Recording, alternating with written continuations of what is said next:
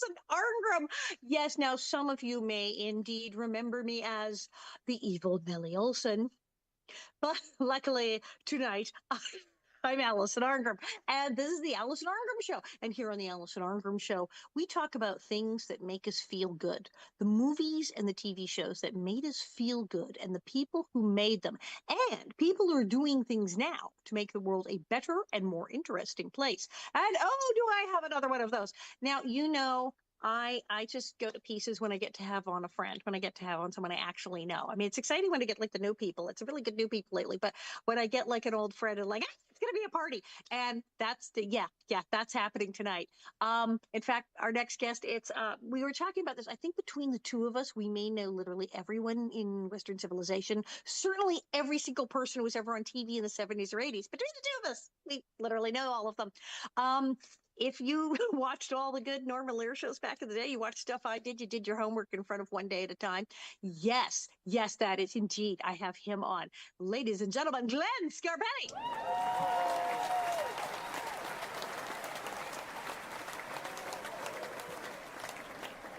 How are you?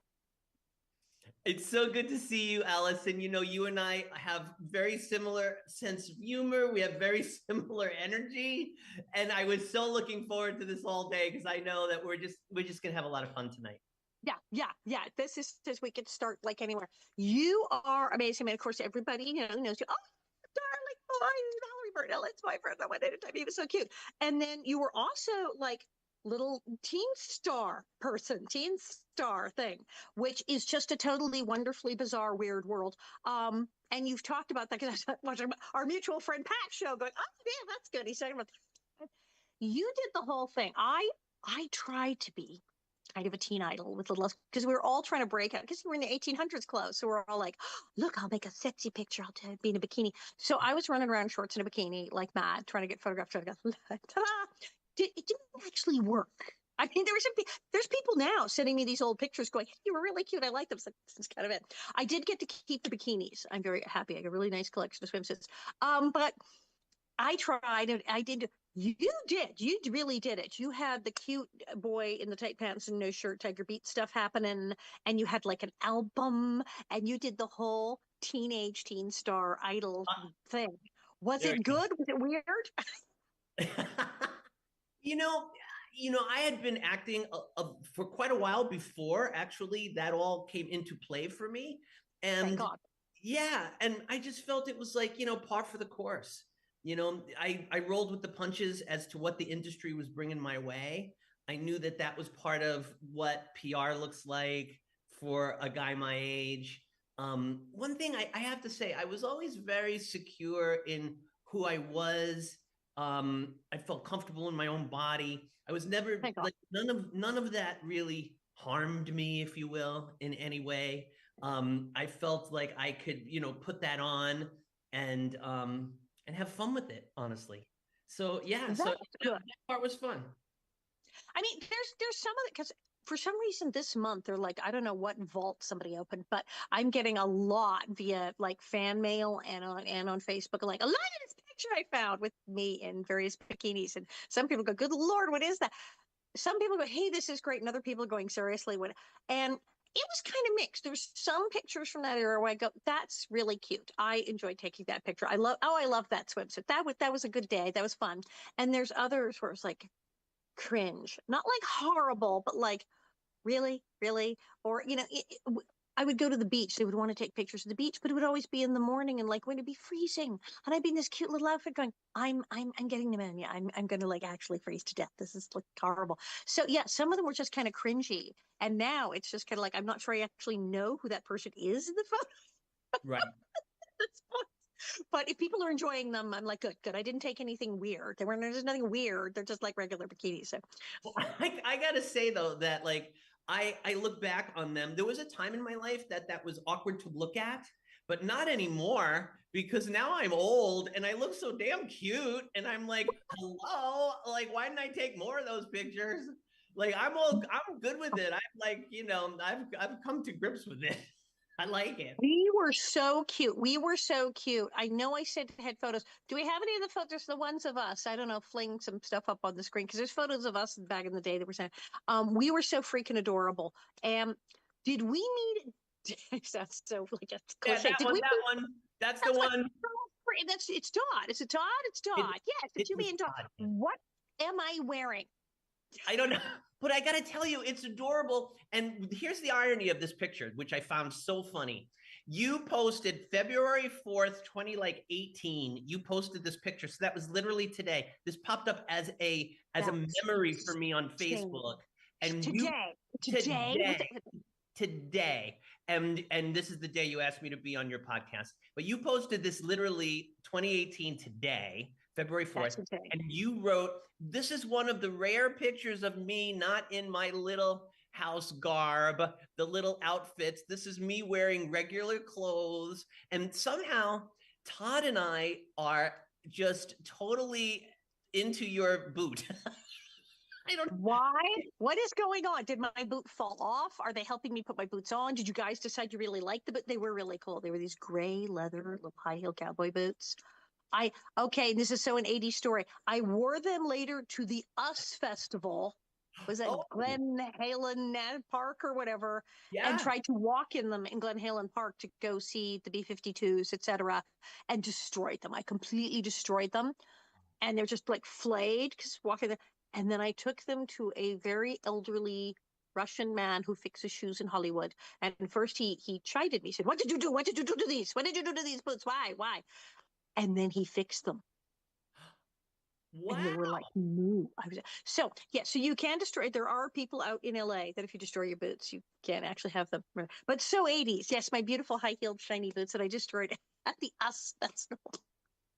The us I remember it well, and I gotta say the thing about the 80s that I love, and you talk about things that make us happy. Thinking back on the 80s makes me happy, and again, part of it is the fashion because it was colorful, it was fun. I don't think any of us took ourselves very seriously in it either. Like, I think it Day was, glow. it was a chance to kind of just express ourselves through this fun, bright colored, big hair fashion. I loved it because I got into punk in the 70s. I did the punk thing, but then yeah, the 80s was day glow. Everything was day glow, pink and green and blue, and your hair could not be too large, and you could not wear too much makeup in the 80s. It was physically impossible to wear too much makeup in the 1980s. You could just have Joan Collins like eyelash and your eyeshadow.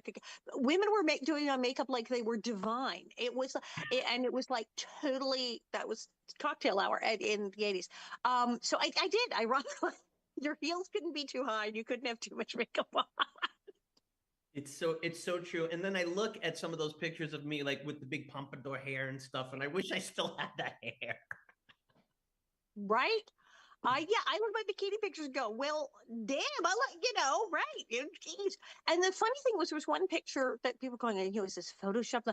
And it's a one piece swimsuit. And they're like, so sexy. I'm like, actually, that was a really practical swimsuit that I wore for swimming. The bikinis were just kind of like, so that was my good swimsuit.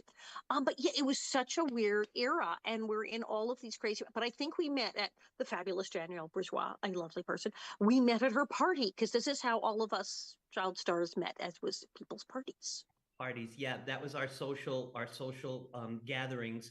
Danielle, very dear friend of both of ours, still to this day. I hadn't seen You're Dan. still talking to her, right? You still see. This is what was cracking me up. You did an interview our friend Pat Leberto's show, and every time he mentioned anyone you'd ever work with, you went, "Well, I just talked to him the other day." Oh yes, well she and I are friends on Facebook. It's like you are still in touch with everyone.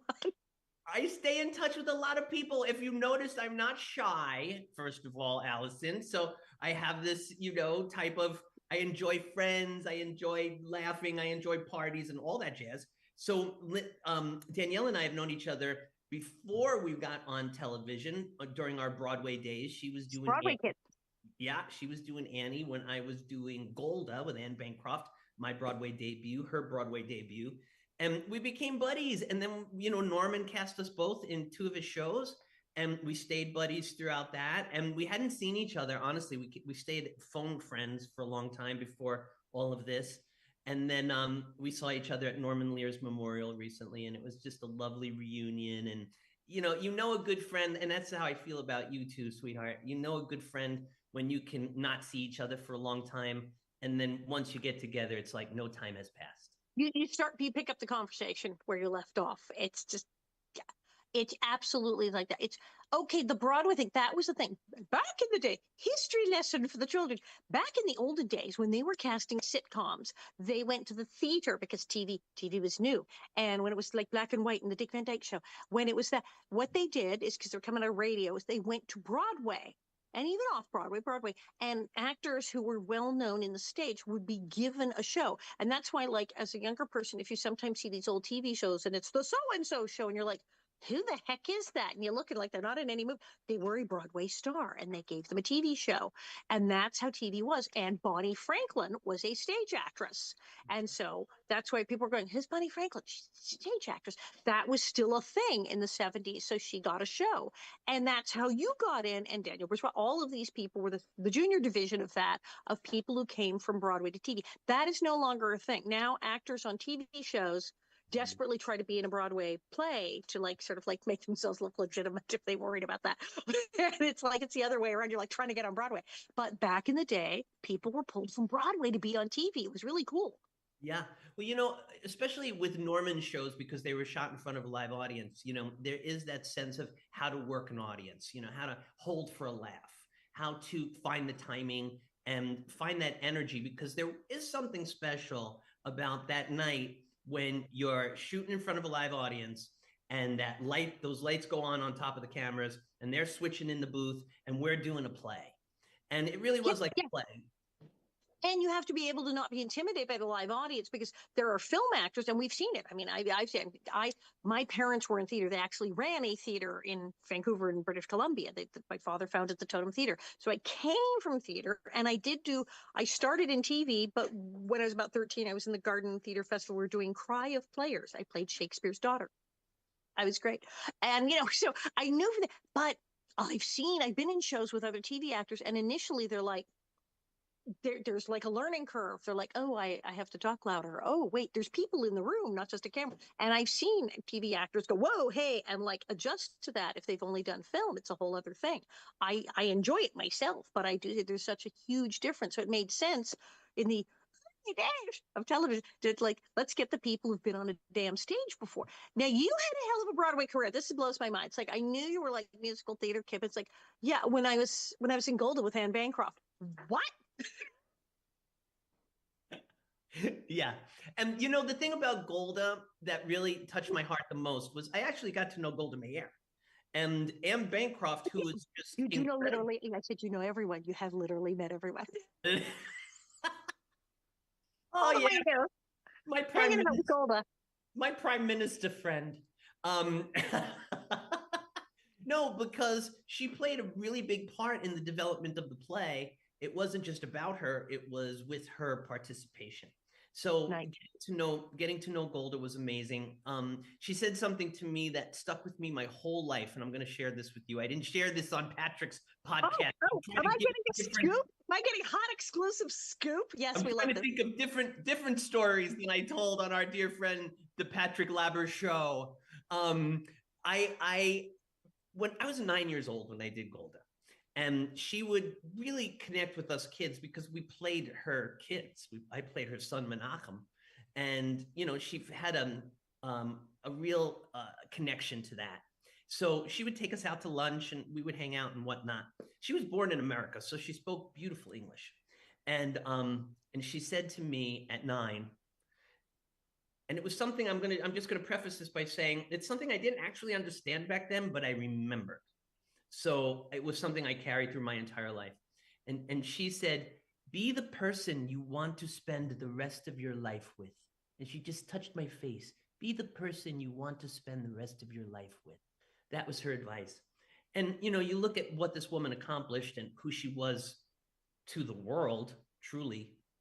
And just that nugget of wisdom bestowed onto a 9-year-old was pretty special. And, I heard that through a 9-year-old filter at that point. Then I heard it through a 20-year-old filter, then a 30-year-old filter, 40. And now at 58, I'm listening to it in a new way. And it's so profound because it's Be right? the person you want to spend the rest of your life with because you will. I mean, that's you're stuck with you. Right. Exactly. What And what's it's also what's about, I think it's also about, this whole notion of when we're in healthy relationships like you and I are, that like this other person completes us. And that's not necessarily true. We are both independent, wonderful beings on our own. Together, we make this wonderful union, but we are the person we want to spend the rest of our lives with. And there's a slogan too about for women saying we are now the men we wanted to marry.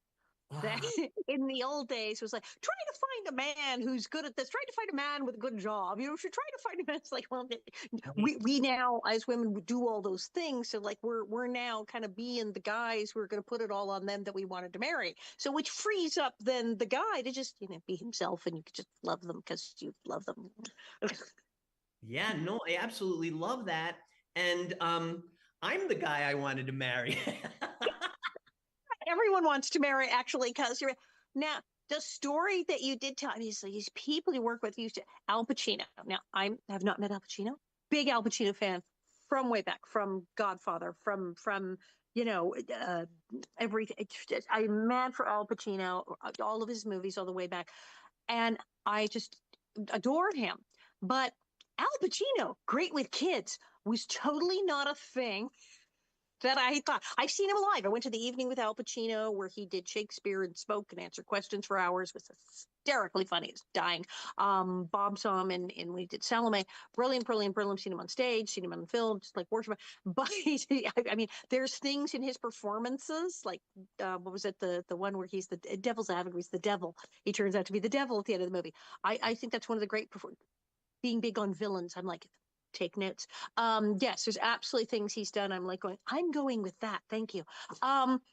But Uncle Al Pacino, friend to children, best friend to kids, not a thing that would ever occur to me.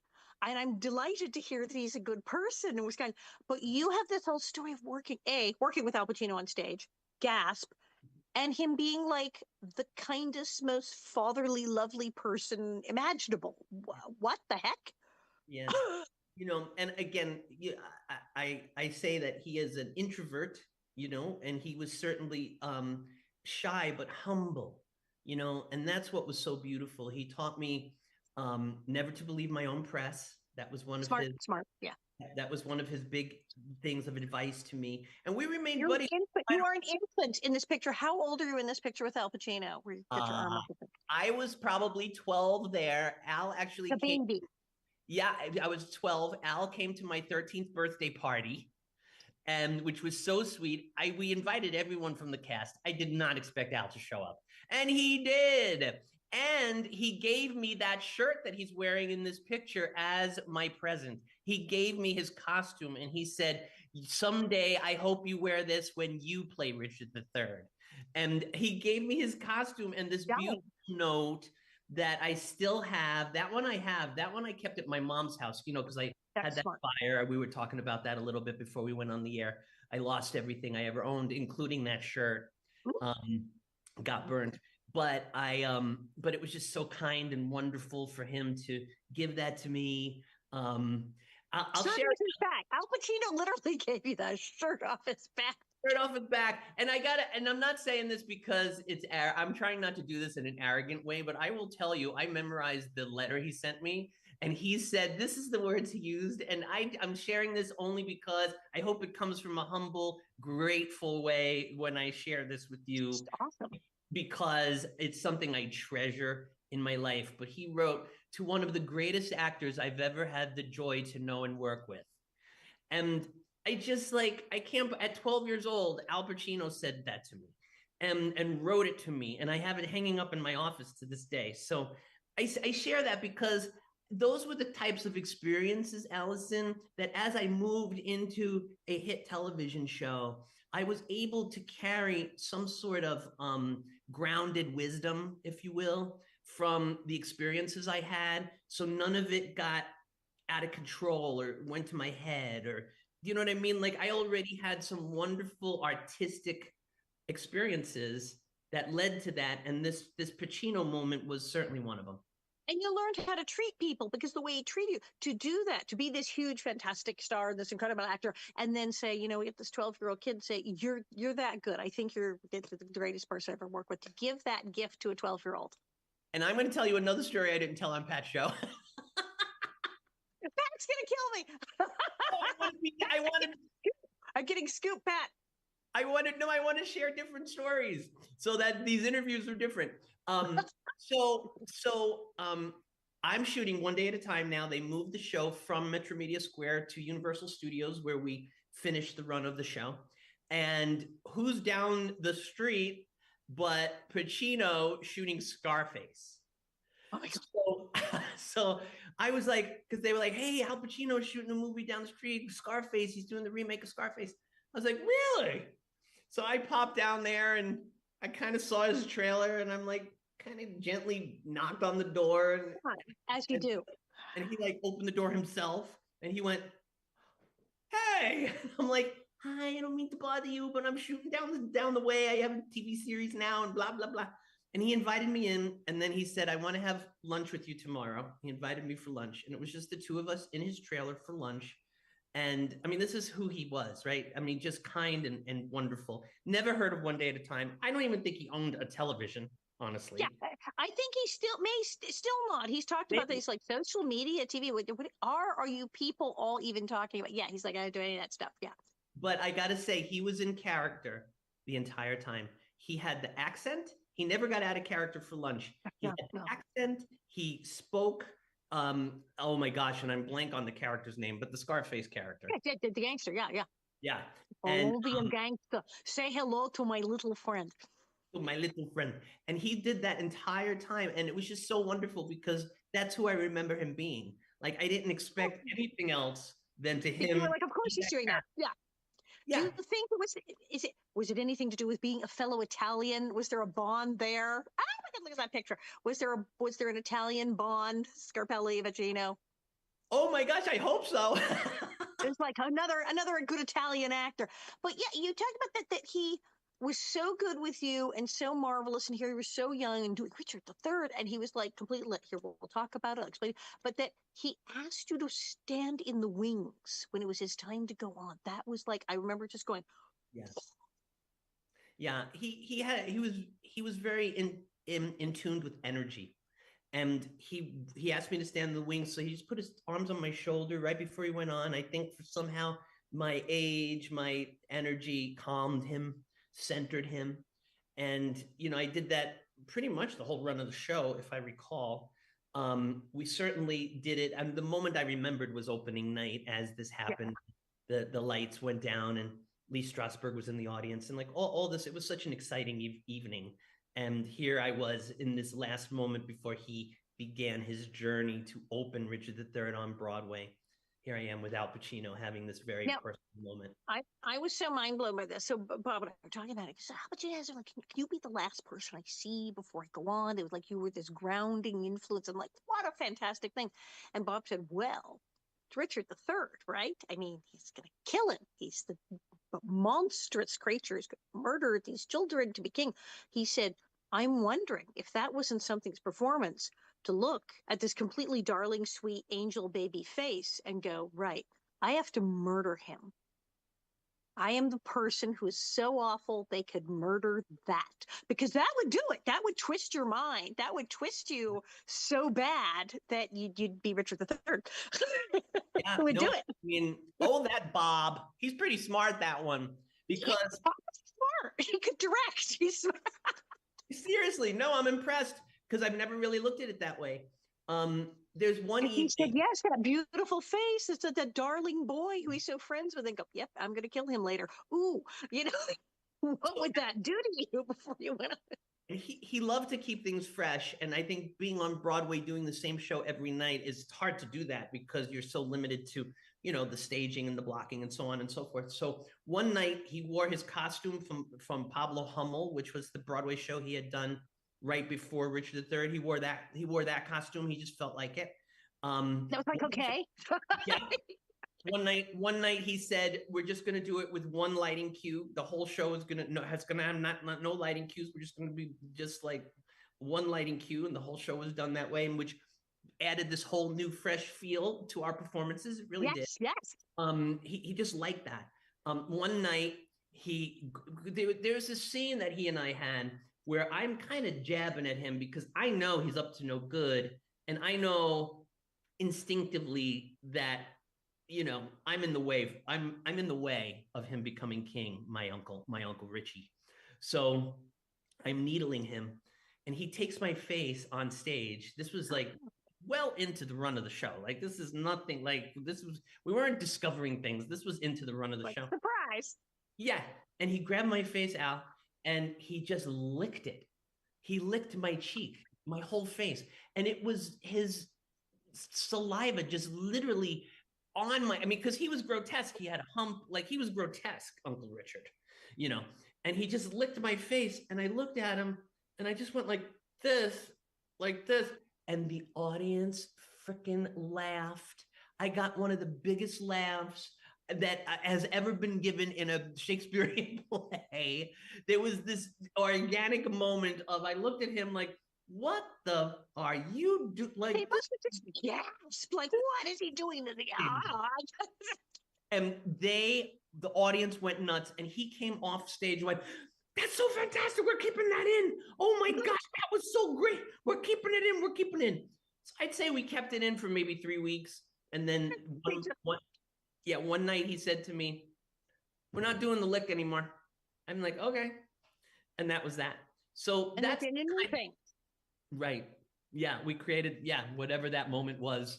But you have to do that. I remember reading about, okay, Yul Brynner and The King and I, and that he said that somewhere early on in the whatever 10,000 performances what he had to do, he said, I have to do something different every single night.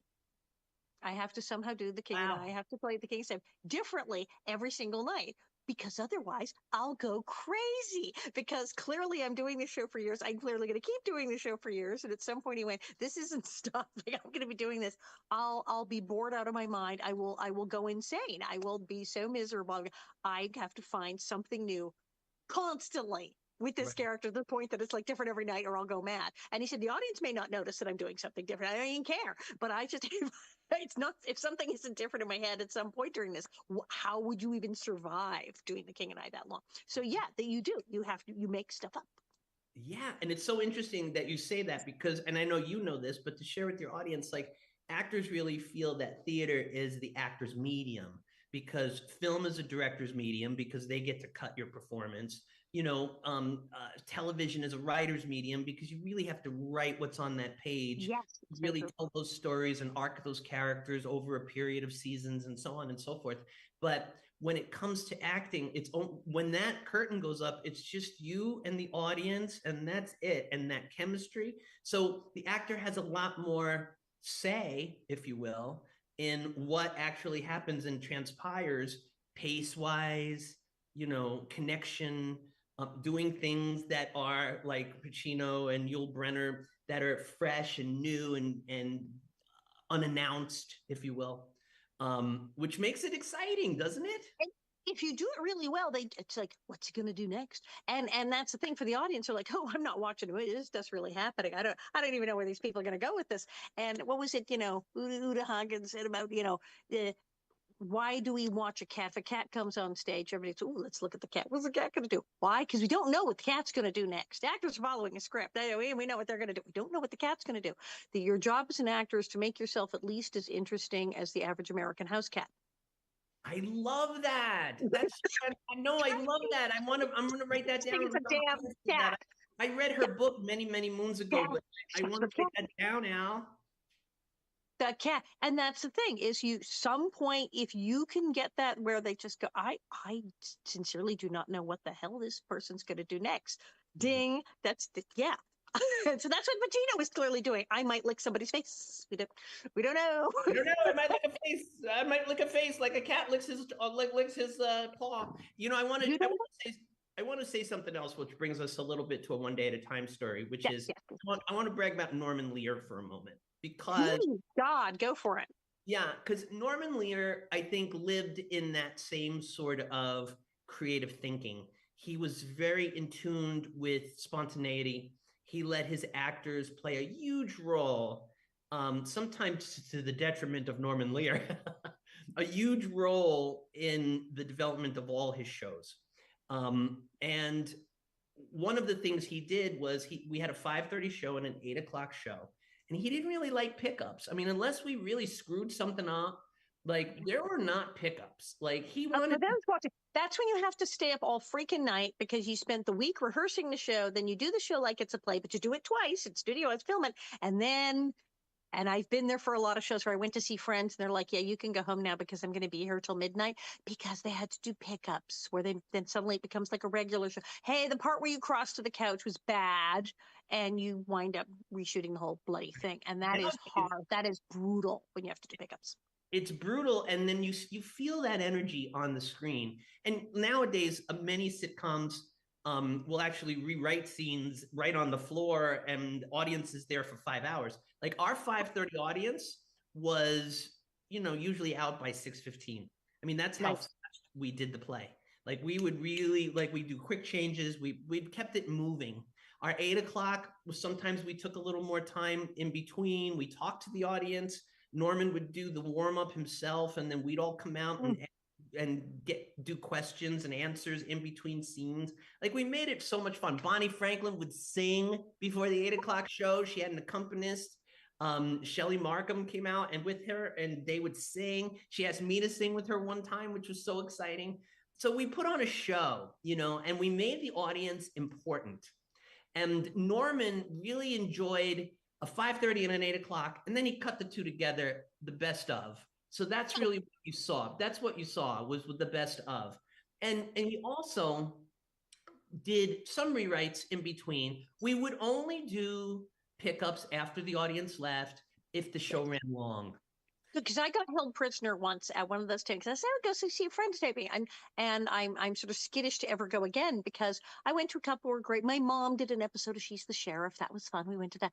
But it was hysterical. But I went to a show and I was like, I'm not going to say the name of the show because, oh my God, these poor people.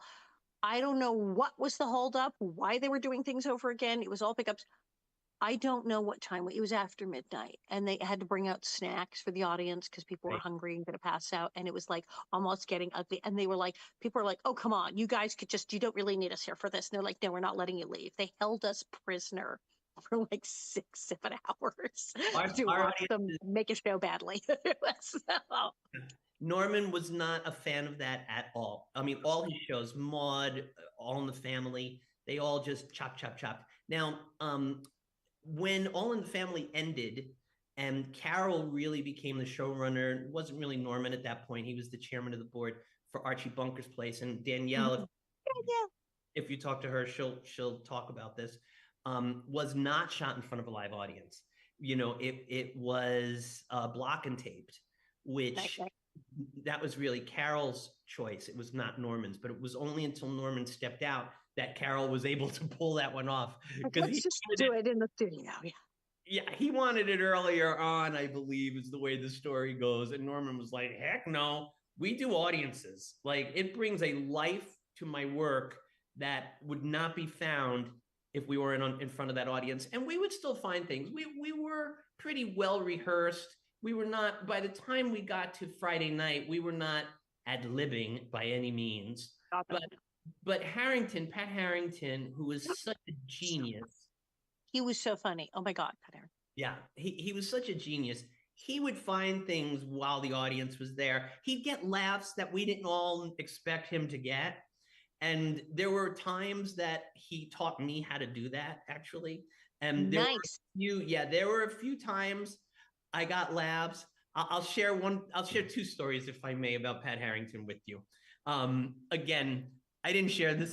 This is not stories that came up on the Pat Labber show, but here only on the Alison Arngrim show, on exclusive to the Alison Arngrim show, just because there's so much to talk about.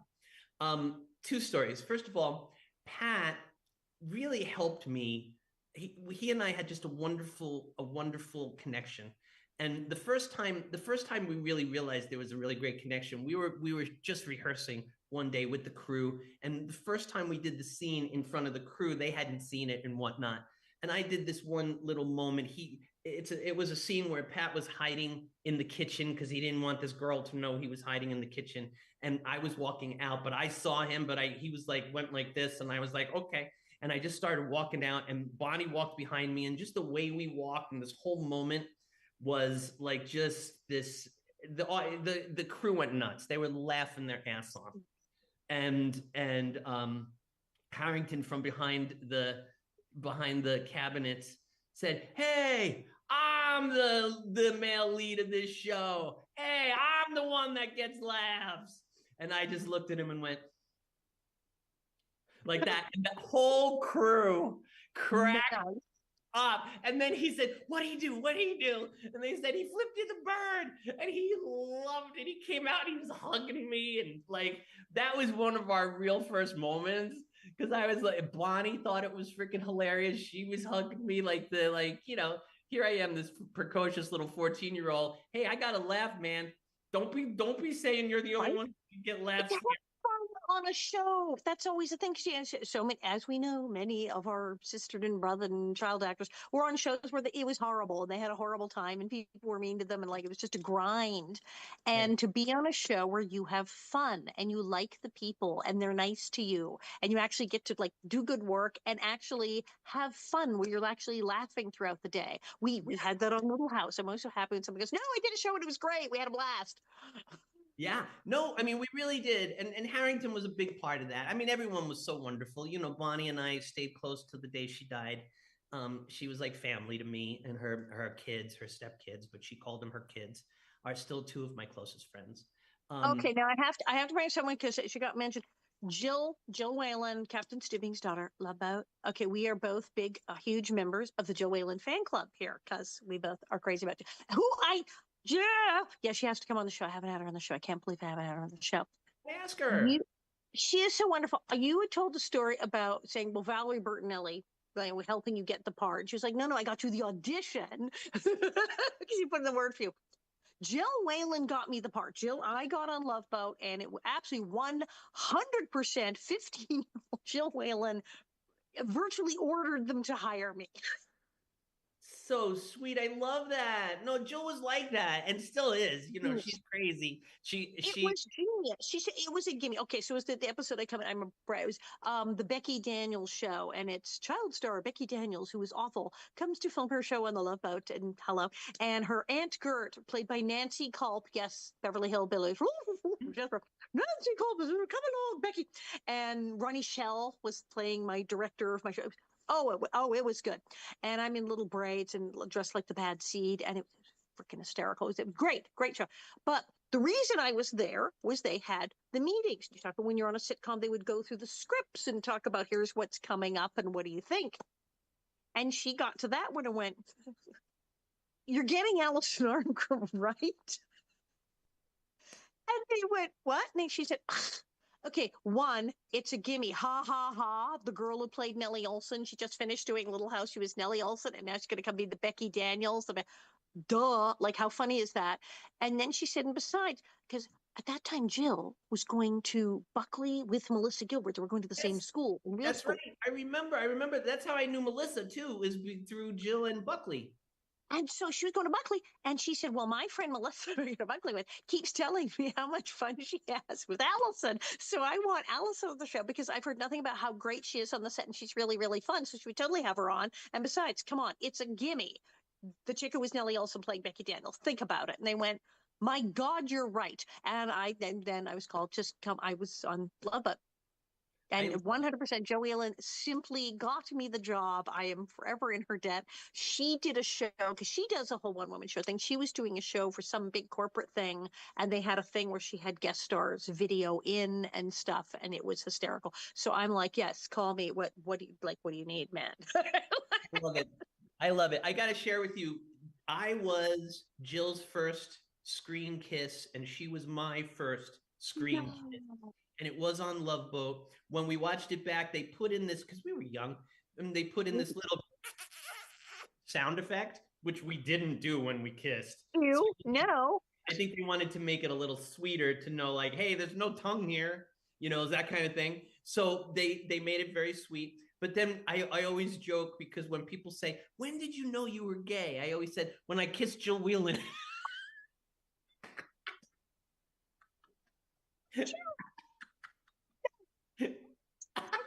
course, hilarious, Andre. Right? So And here she, you are at the height of TV fame, an adorable teen idol, Tiger Beat. He's so wholesome. He has an album, but so you could sing. They even came to me once and said, "Do you want to have an album?" I go, "I can't sing. We don't care. You want to have an album yeah, anyway?" Even right. and I went, "Ew, no." I said, "I won't do it. I won't do it." I'm not going to be one of those people who can't sing and you just auto tune the crap out of it and go, "Look, it's an album like that." Awful. I said, I respect my fans too much to make a crappy album. So I left it to people who could sing. Um, but yeah, here you are, you're doing the teen idol thing. And, you know, there were huge things that had moved forward by at least the 70s and 80s. It was certainly better than the 1950s, for God's sakes. But it still wasn't like you could be on a super duper big TV show, especially a family show. Oh, yes, I'm gay. That would, no, people still would not. Steve Tracy, who was on Little House, was like, yeah, not saying it. Yeah, not. And Right. it was still a thing. And you were young and you knew. You freaking knew. Oh yeah. I knew How I knew difficult was that? well, that was my big challenge, when I look at my life and also the work I've done on myself as I've grown as an adult. I look back and how awkward that was. But teen life is awkward anyway. It's And already a disaster, just being 14. yeah, being 14 it has its own issues, right? So being on a hit sitcom, being a teen idol, having all these girls fawning over me and still not going out with any of them, you Yeah, know, was definitely challenging. I felt like a fraud. I tried not to date a lot of girls just because I didn't feel like I wanted to hurt anybody, honestly. So you there want to was be a big liar. You didn't want, like, what if you went out with them as a good cover story and then they really liked you and wanted you to be their boyfriend and fell in love with you and you're like, no, yeah, and there no, were you want to do that? there were a few I might have hurt, but we're still friends. I've made peace with everybody in my life. I've made peace with exes. I always feel like peace is like the most important thing in my life, and I work very hard for it. And I always feel like peace in all my relations is important. Um, but it was challenging back then. I'll be honest with you. These girls would scream, and all I could think about was, "So, do you got a cute brother?" because that was real. So I wanted to be authentic. Authenticity to this day, really, whatever it is that is authentic to me.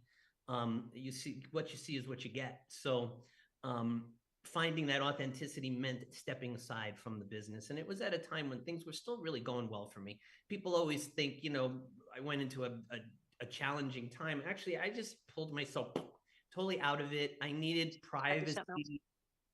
I needed privacy to be who I was. I wasn't, no one was ready to do that publicly. No Hmm. company hire you. I mean, you look at what Ellen, and that was in the late 90s, I think, and I Ellen know, went through what she went through. she was So, very well placed and she did it very well. And people were still like gasp. And it's like, I'm sure yeah, that's like, but I mean, how many people didn't know? It's like when KD Lang came out. right. And, it's funny because How did you not notice? I'll share a story that Todd Bridges recently told me, which is Todd, our friend from our picture. Again, another Um, one we all know here. Yes, exactly. Todd, because I saw him, this is going back a few years now, but I said, I never really came out to you. He said, Glenn, you didn't need to come out. I said, really? He goes, when we all knew you were gay? I said, when? He said, we were all at Universal Studios, and Jason Bateman and Ricky Schroeder were doing Silver Spoons. He was doing different strokes. I was doing One Day at a Time. We were all like kind of in the same schoolrooms, and Facts of Life was going on, but it And they was put you together. It's nice. yeah, we were in trailers that had these doors that opened up where we could be together, or we were isolated for certain studies. But um, Todd said he came up to me one day. Now I have no recollection of this story, but I believe it. And and what he said was, he said it was him, Schroeder, and Bateman, and he said, "Hey, dude, we're gonna go up to the Universal Studios tour and hit on chicks." And you said to us, "Oh, I'm sorry, I can't. I'm going shopping with my mother." Oh dear, yeah, hi. Oops. And he said, that was the moment I knew. He said, Oh, we they all went, just must oh. have done slowly. I turned. Like, okay, He we'll went, oh just yeah. back They looked, slowly out of the room.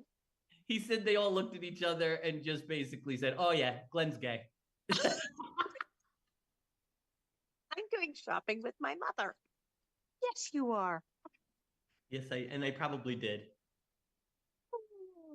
Oh, so we were hanging out with kids, and then we didn't see each other. And then one day, I get this call to come to the TV Land Awards. I have my award there. I went to the TV Land Awards, like, I don't know, 5 times. I finally got an award for character most desperately in need of a timeout. That's cool. I got an And award too because One Day at a Time got an award. So I actually got there to be an, but that the time with we, you, we we were actually handing out awards. we were trophy people, and I got this call. You're going to be like trophy girl, like at the Golden Globes together. And trophy boy is Glenn Scarpelli. I went, oh my god, that's great! So Glenn Scarpelli's going to be all dressed up and like, here's Shatner. Like, here's Mr. Shatner. We're going to hand out the awards to people. Like, yeah, I'm in. I'm going to book me. And so I get there, and there you are. And I get there, and they're running hither and thither and getting you wardrobe because you had apparently just flown in from Hawaii and you didn't have any underwear. That word, but you were waiting, going, they're getting me some underwear because I just neglected to bring underwear. And I'm like, what life are you now leading that you did, like, literally, like, I have pants? What do you do now that you don't need pants? That you just Well, flew in and they're like having to get you pants, and it was amazing. And I was like, what do you do? And that's when you told me a whole banana story. But the TV Land Awards is where we rehooked up. yes, we rehooked up. I did send you a picture. I don't know if Tony can find that picture, but it's the one of us It's, I mean, that's cute kind of little outfits. waving on stage. But basically, I had a condo in. There we Yeah, are. That's was it. so cute. How cute And are and we? you didn't. Why did you not have pants? Because I mean, it was hysterical. You were like, I don't have any pants. I bought a condo in Kihei, Maui, and I was living in a sarong. Nothing, not so wrong with that. And That's so wrong with that if you can get it. Living in a exactly, sarong. nothing so wrong with that. So I was, a beach bum for the 2 weeks prior, and Michael Levitt, our other dear friend who produced the show, flew me out from Maui, and I didn't have underwear. You'd come straight from Hawaii and you hadn't worn pants. And you're like, I haven't worn pants in like a while. And I'm like, what are you doing that you can not wear pants? And then you told me you were going from Alison, Hawaii to Alison, hold on, hold on. dying. I may or may not be wearing pants now. You are wearing pants now. This is entirely possible. You're clearly not in a sarong, but I can't see it. Maybe there's a whole sarong and sandals. I don't know what's happening down there.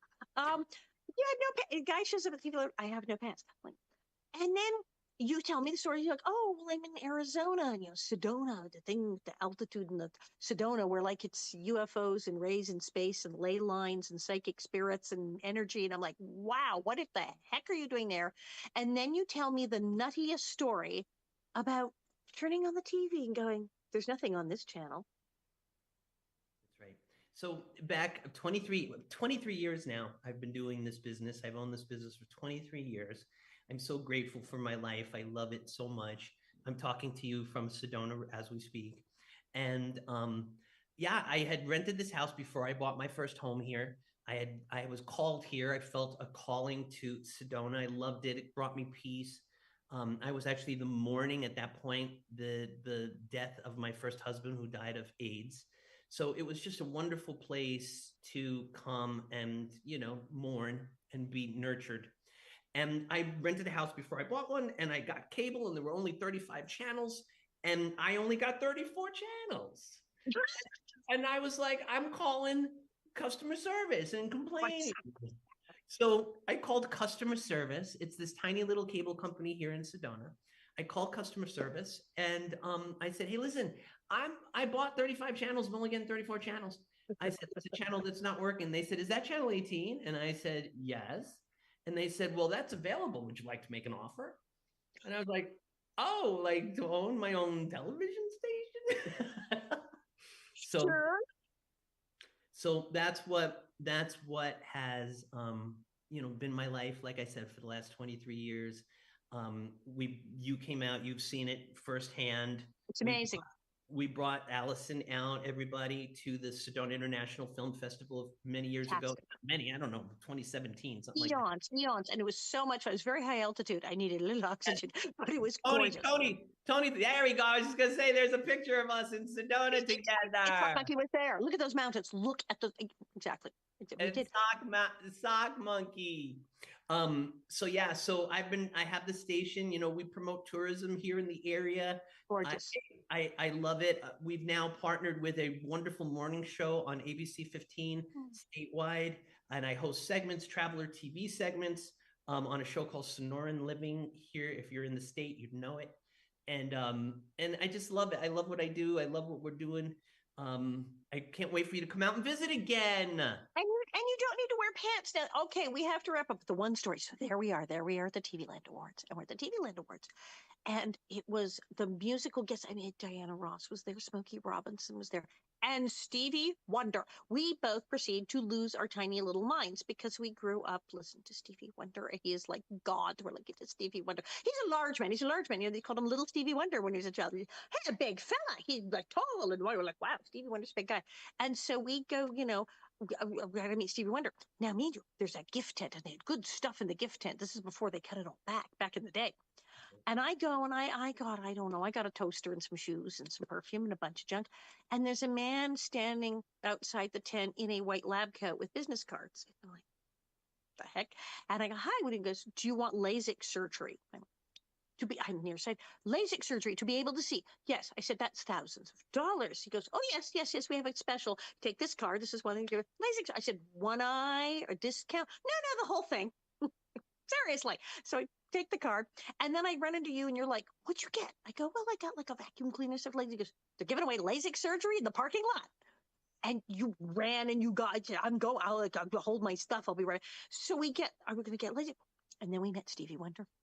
And Stevie Wonder was so kind to us, and he loved Little House on the Prairie. He'd see, he said, I watched those shows. That's how he pulled it. He watched the shows. He knew your show. He knew me. He knew you. He was excited to meet us. He hugged us. When he hugged me, I thought he was going to crack my back. I mean, my feet left the ground. He did. He hugged me in this bear hug, and he was so tall. I was like, I've been there. I was in such shock. I was like touched by Stevie Wonder, but healed. And the two of us were sitting there in shock by that fence with our LASIK cards. And I said, we've been touched by Stevie Wonder. And I think it was you who said, oh my God, Stevie Wonder touched us. And now we're going to be able to see. Started laughing so hard because we felt like Stevie Wonder just healed us. And then crazily, they were giving me LASIK surgery at a party. Yeah. And I went and I called them. I said, are you people for real? Like, is it? And they went, no, not really. And I went and I got it, and it was fabulous. I have the close-up glasses, but like, that's it.